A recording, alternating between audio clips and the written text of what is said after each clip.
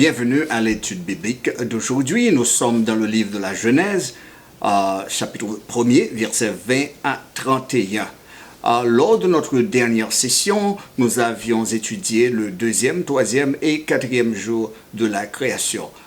Maintenant, nous sommes arrivés au cinquième et sixième jour, où nous allons couvrir la création des animaux et des humains. Certaines choses dont nous discuterons peuvent vous choquer. Alors bouclez votre ceinture de sécurité et préparez-vous pour une course caroteuse à travers des découvertes remarquables dans la Bible. Tout d'abord, nous ferons la lecture des Écritures, puis nous en fournirons une explication et ensuite nous parlerons des applications du passage. Lisons premièrement Genèse chapitre 1er verset 20 à 31. Dieu dit que les eaux produisent en abondance des animaux vivants et que des oiseaux volent sur la terre vers l'étendue du ciel. Dieu créa les grands poissons et tous les animaux vivants qui se meuvent, et que les eaux produisirent en abondance selon leur espèce. Il créa aussi tout oiseau ailé selon son espèce. Dieu vit que cela était bon. Dieu les bénit en disant « Soyez féconds, multipliez et remplissez les eaux des mers, et que les oiseaux multiplient sur la terre. » Ainsi, il y eut un soir et il y eut un matin, ce fut le cinquième jour. Dieu dit que la terre produise des animaux vivants selon leur espèce, du bétail, des reptiles et des animaux terrestres selon leur espèce, et cela fut ainsi. Dieu fit les animaux de la terre selon leur espèce, le bétail selon son espèce, et tous les reptiles de la terre selon leur espèce. Dieu vit que cela était bon. Puis Dieu dit, faisons l'homme à notre image, selon notre ressemblance, et qu'il domine sur les poissons de la mer, sur les oiseaux du ciel, sur le bétail, et sur toute la terre, et sur tous les reptiles qui rampent sur la terre. Dieu créa l'homme à son image. Il le créa à l'image de Dieu. Il créa l'homme et la femme.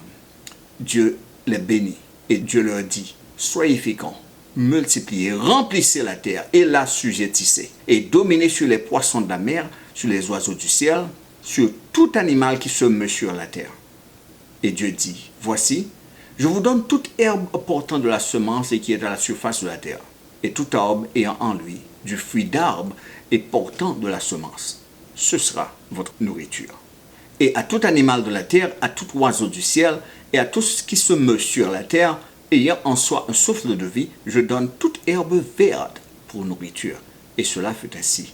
Dieu vit tout ce qu'il avait fait, et voici, cela était très bon. Ainsi, il y eut un soir et il y eut un matin, ce fut le sixième jour. Maintenant que nous avons lu le passage, passons à l'explication du passage. Tout d'abord, on va au cinquième jour. C'est le cinquième jour de la création et Dieu commande que les eaux produisent des créatures vivantes et que les oiseaux volent dans le firmament. Ces créatures vivantes seraient de deux sortes, ceux qui nageraient dans les eaux sur la terre et ceux qui voleraient dans les eaux du ciel. On nous dit dans le verset 21 que les eaux ont produit les grandes créatures marines en abondance. Et aussi les oiseaux sont également produits en abondance. En plus de leur abondance de production, il faut souligner aussi que toutes ces créatures ont été créées au même moment et en même temps.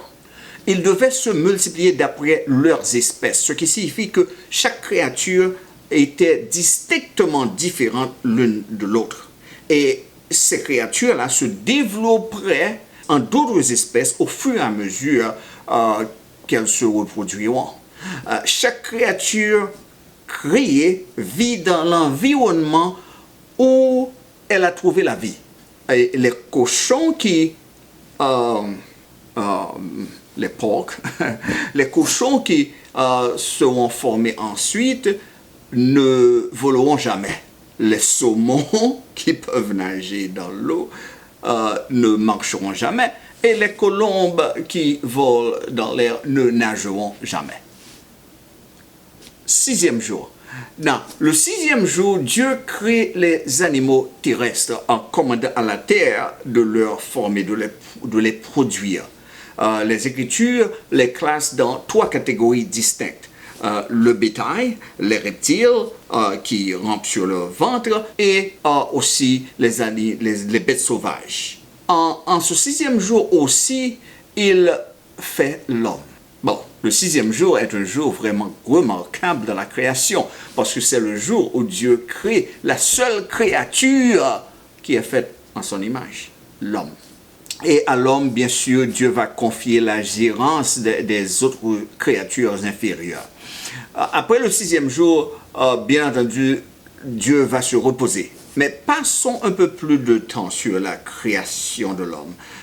Parce que le monde entier repose sur les interactions et les relations humaines. Tout en étant l'aspect le plus controversé de la création, en général, la création particulière de l'homme constitue le fondement de notre compréhension de la nature de Dieu et aussi de notre relation avec ce Dieu créateur, mais aussi nos relations des uns avec les autres.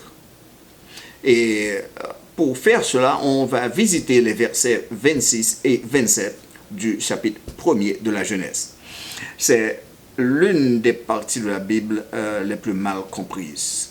Et je conseille de la prudence dans la compréhension de cette partie, parce que l'enseignement que je fais maintenant pourrait servir comme une épée à double tranchant. Parce que si votre compréhension est mauvaise, il y a beaucoup de potentiel pour que des idées erronées en jaillissent. Okay? Mais si votre compréhension est bonne, il y a beaucoup de potentiel pour que vous croissiez spirituellement en Dieu. Et en plus, je n'en sais rien de nouveau ici. Cette écriture a toujours été là dans la Bible. Peut-être qu'une meilleure compréhension de ce passage va aider à répondre à beaucoup de questions qui sont vraiment difficiles. Maintenant, abordons quelques points qui sont importants dans l'explication de ce texte. Le premier point qu'on va voir, c'est que Dieu utilise nous dans ce passage et non je. Okay? Il ne dit pas je, il dit nous. Faisons l'homme à notre image. Il utilise nous et notre. Et cette proposition se fait à lui-même ou à quelqu'un d'autre. Parce qu'il fait la proposition, faisons l'homme à notre image. C'est une proposition qui doit être faite à quelqu'un d'autre ou à lui-même. Certains érudits bibliques ont déduit que parce que le mot utilisé pour Dieu est Elohim et que ce mot-là dans l'hébreu est utilisé aussi pour d'autres êtres célestes comme les anges, ils ont déduit que Dieu est en train de s'adresser à ces êtres-là quand il dit nous. Cependant, la possibilité pour que Dieu consulterait avec des créatures inférieures pour faire la décision de créer l'homme est peu probable, car il a fait l'homme à son image. Okay? L'homme est créé à l'image de Dieu et non à l'image d'aucune créature qui soit inférieure à Dieu. Beaucoup d'autres érudits ont déterminé, peut-être que l'utilisation des mots notre et nous ici dans ce passage, c'est le nous de modestie. Ce qu'on appelle le nous de modestie, c'est ce que certains gens utilisent souvent pour ne pas paraître trop arrogant. Ils utilisent le nous de modestie. Et ces érudits disent que Dieu fait de même. Dieu fait de même pour éviter de paraître trop individuel. Leur hypothèse est que Dieu n'est pas vraiment pluraliste dans sa nature, mais Dieu est un Dieu singulier. Il utilise le nous de modestie de façon à se montrer modeste. Bon, ça c'est une chose qu'on ne peut pas vraiment dire parce que les Écritures ne corroborent pas cette position. Parce que, premièrement, dans le livre des Actes des Apôtres, chapitre 10, verset 34, nous avons Pierre qui nous dit que Dieu ne fait pas de façade. Il ne fait qu'à de personne. Quand il prend des décisions, il prend des décisions de par lui-même. Par conséquent, Dieu, quand il fait quelque chose, il n'a de compte à rendre à personne. Deuxièmement, dans la citation du reste de la Bible, Dieu utilise toujours je et moi et jamais nous, par le nous de modestie. Par conséquent, le reste des Écritures ne corrobore pas l'utilisation du nous de modestie par Dieu. Troisièmement, toutes les fois que Dieu utilise nous, cela fait allusion à la présence de plus d'une personne. Par exemple, dans Jean chapitre 17, verset 11 et aussi dans Jean chapitre 17, verset 22, Jésus, en parlant de son Père et de lui, il dit non. Cela veut dire qu'il n'est pas seul, il dit moi et mon Père, nous sommes. Par conséquent, quand Dieu utilise le nous, c'est parce qu'il y a plus d'une personne. La seule inférence qu'il nous reste à faire alors est que Dieu, en utilisant nous, en utilisant la première personne du pluriel, voulait être en conversation avec quelqu'un d'autre à côté de lui. Très probablement son fils unique, le Fils de Dieu. Il n'y a pas d'autre. Il est très possible que quand Dieu a décidé de façonner l'homme, son fils se tenait à côté de lui et lui servait de modèle. Dieu a alors conçu l'homme à son image et à celle de son fils, afin que l'homme soit en relation avec eux. Dans la deuxième partie de cette explication, on va voir comment l'homme et la femme sont en tant que dirigeants au-dessus de toute la création. Créé mâle et femelle, l'homme a été chargé par Dieu de dominer toute la création et de régner sur elle. Et ils étaient bénis dans l'exercice de 4 fonctions différentes. Première fonction, ils devaient être fructueux. Deuxième, ils devaient se multiplier. Troisièmement, ils devaient remplir la terre. Et quatrièmement, ils devaient dominer la terre. Bon, allons à la première partie. Premièrement, ils devaient être fructueux, ce qui signifie qu'ils travailleraient et produiraient des fruits de leur travail. Cela comprenait avoir des enfants ainsi qu'être laborieux avec leurs mains. Ne pas travailler n'a jamais été une option pour l'homme. Deuxièmement, ils ont été bénis aussi dans l'exercice de se multiplier, ce qui signifie que l'homme et la femme devaient augmenter leur production, que ce soit production d'enfants ou production dans leur labeur. S'il n'y a pas de multiplication, c'est que l'humanité ne remplit pas son destin.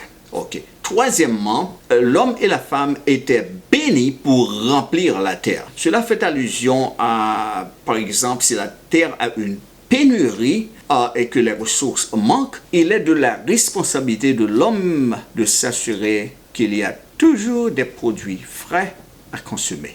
Si des terribles fléaux frappent la race humaine dans certains endroits, alors les mariages doivent produire assez d'enfants pour repopuler ces places-là. Si des immeubles sont détruits dans un endroit, l'endroit doit être reconstruit.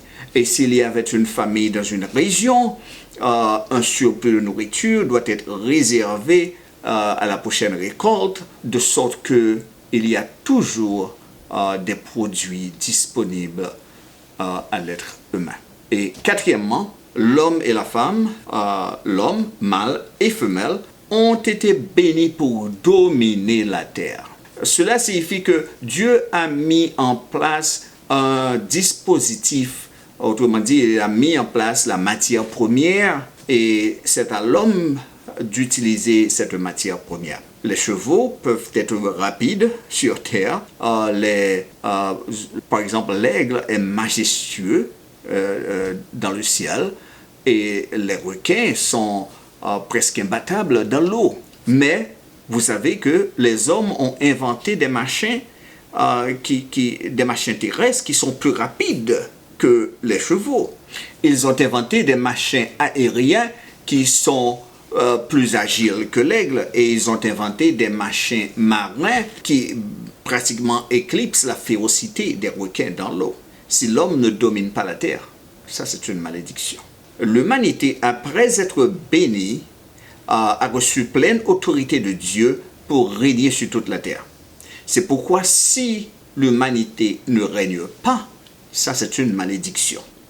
L'homme masculin doit être assisté par l'homme féminin dans cette entreprise. Cependant, Adam a été créé en premier et seul, ce qui nous amène à la partie la moins comprise de notre étude, qui est la création de l'homme. Dans cette partie de l'explication, on va voir que Dieu a créé Adam seul. Pourquoi? Comme nous l'avons déjà souligné dans une de nos sessions précédentes, Dieu n'est pas un Dieu de confusion.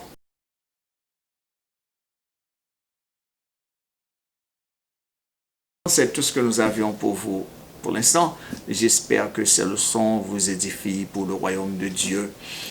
Et jusqu'à la prochaine fois, que Dieu vous bénisse abondamment. Et si vous n'avez pas encore une relation avec Dieu à travers la foi en Jésus-Christ, je vous invite à commencer cette relation-là en ce moment même. Parce que Dieu frappe à la porte de votre cœur maintenant. Il vous cherche maintenant. Laissez-vous trouver par Dieu. Cherchez d'abord le royaume de Dieu. Et bien entendu, il est difficile de trouver le royaume. C'est pourquoi Jésus lui-même est en train de nous chercher. Laissez-vous trouver par le roi, parce que le roi connaît le chemin de son royaume. Il nous a dit de chercher d'abord le royaume, mais lui-même, il nous recherche. Laissez-vous trouver par le roi. Il vous montrera le chemin du royaume. Il vous conduira au royaume afin que vous ne soyez jamais plus perdus. Ok, jusqu'à la prochaine. Salut.